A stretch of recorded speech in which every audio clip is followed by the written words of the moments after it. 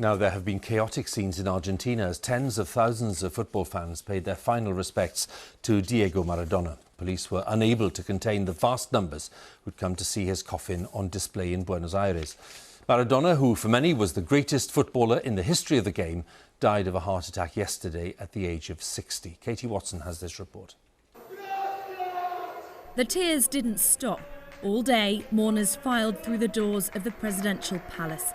Vice President Cristina Fernández de Kirchner lingering at his coffin to pay her respects. It's been a hero's farewell for Maradona.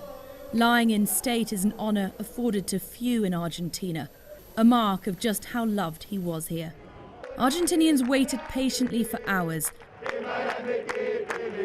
breaking into song to keep the spirits up and to remember the good times.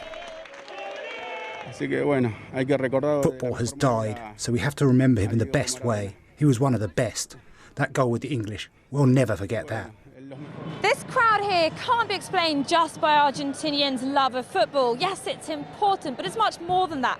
The people who've come here today saw Maradona as a national icon, a man who represented them and did them proud. And it's a legacy that spans generations.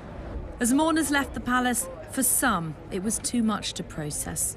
It's the only one who actually made all the country proud, no matter what political orientation you have, religious. He came from nowhere and he put our country in the world. In a country hard hit by coronavirus, otherwise strict rules were being ignored for Argentina's footballing superstar. But as the day went on and the summer temperatures rose, emotions also ran high. Hundreds of fans broke down the barriers and riot police responded. Authorities had to stop public viewing of the coffin to keep the peace. Diego Maradona was Argentina's wild child, loved despite his flaws, celebrated beyond measure. As his family prepares to bury him, Argentina doesn't want to forget. Katie Watson, BBC News in Buenos Aires.